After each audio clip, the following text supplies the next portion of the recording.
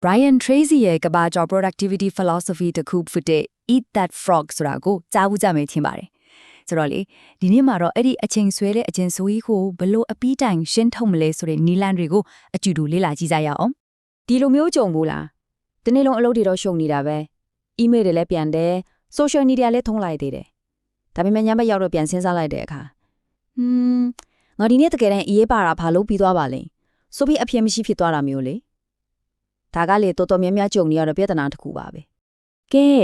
အဲ့ဒီပြဿနာကိုဖြေရှင်းပေးမယ်အထက်က solution ကိုကြည့်ကြရအောင်အဲ့ဒါကတော့ eat that frog rule ဖားကိုစားခြင်းနည်းဥပဒေပါပဲ ဒီအတွေးခေါ်တစ်ခုလုံးရဲ့အရင်အမိကမာခရစ်ရဲ့နာမည်ကြီးအဆိုအမိန့်တစ်ခုကနေလာတာပါစကားကတော့ရိုးရှင်းလေးပဲဒါပေမဲ့ထိတ်ကိုဆွန့်ထက်ပါတယ်အဲ့ဒါဒီနေရာမှာဖားဆိုတာဘာလဲအဲ့ဒါကိုတွေလို့ဖို့အပြင်းဆုံးအခက်အခဲဆုံးလို့ထင်နေတဲ့လို့ပေါ့ဒါပေမဲ့အန်အောစရာကောင်းတာကအဲ့ဒီဖားလို့လို့ဒီကပဲကိုဘွားကိုတကယ်တမ်းပြောင်းလဲပေးနေတဲ့ရေးကြီးဆုံးလို့ဒီဖြစ်နေတတ်လားပေါ့စဉ်းစားကြည့်လေအဲ့ဒါဟိုဒါမနဲ့စော်ကြီးအရင်ဆုံးလုပ်ပြီးလိုက်ကနေဒီနေ့ဒါလုံးအတွက်စွမ်းအင်ရောယုံကြည်မှုရောအပြည့်နဲ့ရှေ့ဆက်လို့ရပြီလေ ဒါကတော့အဓိကတော့ချက်ပဲကိုယ့်ရှေ့မှာအရေးကြီးတဲ့ဖားနှကောင်ရောက်နေတယ်ဆိုပါစို့အဲ့ဒီထဲကမှပိုခက်တဲ့ပိုရည်တဲ့ပိုအယိုးဆိုးတဲ့တကောင်ကိုအရင်ဆုံးရွေးပြီးစားရမယ်ဟိုဖားကြီးကိုတရတဲ့ခြိုင်ကြည့်ပြီးအချင်းဆွဲနေမယ်အစားချက်ချင်းကောက်ကင်ပြီးလှုပ်ဆောင်လိုက်တာကအကောင်းဆုံးပဲ ဟုတ်ပြီဒါဆိုရင်ဘယ်အလုပ်ကကိုယ့်ရဲ့အကြီးဆုံးဖားလဲဆိုတာကိုဘယ်လိုလုပ်ပြီးရှာကြမလဲကဲပထမဆုံးလက်တွေ့ကြတဲ့နီလန်တစ်ခုကိုကြည့်လိုက်ကြရအောင် ဒါကတော့ 80-20 rule လို့ခေါ်တဲ့ Pareto principle ပါပဲရှင်းခဲ့လေပဲကိုလုပ်ရမယ့်အလုပ်10ခုရှိတဲ့ဆိုရင်အဲ့ဒီထဲကတစ်ခုနှစ်ခုလောက်ကပဲကျန်တဲ့အလုပ်တွေအာရုံပေါင်းထားတာထက်အများကြီးပိုပြီးတန်ဖိုးရှိနေတတ်တယ်။အဲ့ဒီတန်ဖိုးအမြင့်ဆုံး20ရာခိုင်နှုန်းကအလုပ်တွေဟာကိုတို့အရင်ဆုံးစာရမယ့်ဖားတွေပေါ့။ကဲနောက်ထပ်အင်မတန်အစွမ်းထက်တဲ့ tool အကိုကိုစကြည့်ရအောင်။ဒါကတော့ကိုယ့်ရဲ့ to-do list ကိုစနစ်တကျစီစဉ်နိုင်မယ့် ABCD method ပါပဲ။ဒီနီးလန်းကတိတ်ကိုရိုးရှင်းတယ်နော်။ကိုယ့်ရဲ့လုပ်စရာစီးရင်ထဲကအလုပ်တစ်ခုချင်းစီကိုအရေးကြီးမှုအလိုက်A B C D E ဆိုပြီးခွဲလိုက်မှာ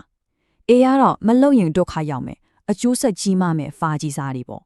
B ကတော့လုပ်တဲ့နဲ့ဒါပေမဲ့ A လောက်အရေးမကြီးဘူး C ကတော့လုပ်ရင်ကောင်းတယ်မလုပ်လည်းဖောင်းမဖြစ်ဘူးဆိုတာမျိုးတွေ D ကတော့ကိုယ်တိုင်လုပ်ဆရာမလို့ဘူးတခြားသူကိုလွှဲပေးလို့ရတဲ့အလုပ်တွေ E ကတော့လုံဝကိုစီးရင်ထက်ကဖြစ်ပြမယ်အလုပ်တွေပါဒီမှာအရေးကြီးဆုံးစီကံချက်တစ်ခုပဲရှိတယ်အဲ့ဒါက A အလုပ်တစ်ခုကြံနေတဲ့တည်း B အလုပ်ကိုဘယ်တော့မှမဆိုင်ရဘူးဒါပဲ ဒါပေမဲ့တခါတလေအလုပ်တစ်ခုကအရန်ကြီးမှပြီးကြောက်စရာကောင်းနေတော့ဘဲကနေဘလို့စရမယ်တော့မသိတော့ဘူးအဲ့လိုစိန်ခေါ်မှုမျိုးကိုရောဘလို့ဖြည့်ရှင်းမလဲကြည့်လိုက်ကြစို့ ဒီနီလန်ကိုဆလာမီအချက်လိုက်လှီးနီးလို့ခေါ်တယ်ဆိုလိုတာကဖားအကြီးကြီးလေးတစ်ကောင်လုံးကိုတကိုက်ထဲမျိုးချောဖို့စူးစမ်းမဲ့အစားဆလာမီအတောက်ချောင်းကိုပါပါလေးတွေလာလီးတယ်လို့မျိုးအဲ့ဒီအလုပ်ကြီးကိုတေးသေးလေးတွေလုံးလို့ရနိုင်တဲ့အစိမ့်လေးတွေအထက်ခွဲချလိုက်တာပြင်ပါလုံးမလဲအဲ့ဒီထက်ကအလွယ်ဆုံးအချက်လေးတစ်ခုကိုနေပဲဆက်လိုက်ပါပထမဆုံးအစင်လေးတစ်ခုပြီးသွားတာနဲ့နှုတ်တစ်ခုဆက်လုပ်ဖို့အရှင်အဟုန်ကအလိုလိုရလာပါလိမ့်မယ် Okay ဒီလိုအလုပ်တွေကိုထိထိရောက်ရောက်လုပ်နေရတဲ့နောက်ွယ်ကတကက်ပန်းနိုင်ကြတော့ဘာထိမလဲဒါကအလုပ်တွေအများကြီးပြီးဖို့တက်တက်တော့မဟုတ်ဘူးနော် လေးလံမှုတွေရလေလူတော်ရဲ့ပျော်ရွှင်မှု85ရာခိုင်နှုန်းကဘေးကလာလဲဆိုတော့ကောင်းမွန်တဲ့လူမှုဆက်ဆံရေးတွေကနေလာတာတဲ့ဆိုတော့ productivity ရဲ့အဆုံးစွန်ဘန်းတိုင်ဆိုတာကအရေးကြီးတဲ့လုပ်တွေကိုထိထိရောက်ရောက်နဲ့အမြန်ဆုံးပြအောင်လုပ်မယ်ပြီးတော့အဲ့ဒီကနေပိုလည်လာတဲ့အချင်းတွေကိုကိုချစ်ခင်ရတဲ့မိသားစုတွေတငယ်ချင်းတွေနဲ့အတူအရေးတွေပြည့်သွားတဲ့အချင်းတွေဖြစ်အတူတူကုံဆုံးနိုင်ဖို့ပါပဲ ကဲအားလုံးကိုပြန်ချုပ်ရရင် Ether Frog အတွေ့အခေါ်မှာအောင်မြင်ဖို့အတွက်တောချက်3ခုရှိတယ်နံပါတ်1ကဆုံးဖြတ်ချက်ပြတ်သားမှုကိုယ့်ရဲ့အရေးကြီးဆုံး far ကဘယ်ကောင်လဲဆိုတာကိုရဲရဲဝံ့ဝံ့ရွေးခဲ့လိုက်ပါနံပါတ်2ကစီကံရွေးထားတဲ့အလုပ်ကိုတက်လာရခိုင်နှုန်းမိပြီးမချင်းတခြားရတွေစီလုံးဝအာရုံမလွတ်မှနဲ့နောက်ဆုံးနံပါတ်3ကတော့အလေးကျင့်ပါမယ်ဒီနည်းလိုင်းတွေကိုနေ့တိုင်းလေ့ကျင့်သွားမယ်ဆိုရင်အောင်မြင်မှုဆိုတာအလေးထားတစ်ခုလို့ဖြစ်လာမှာပါတကယ်တော့လေအောင်မြင်မှုဆိုတာကကံကောင်းလို့ဖြစ်လာတာမဟုတ်ပါဘူးနေ့စဉ်နေ့တိုင်းမှာမဆိုင်မထောနဲ့အရေးကြီးဆုံးအလုပ်တွေကိုအရင်ဆုံးလှုပ်ဆောင်တတ်တဲ့အလေးထားနဲ့ပေါက်ဖွာလာတာပါ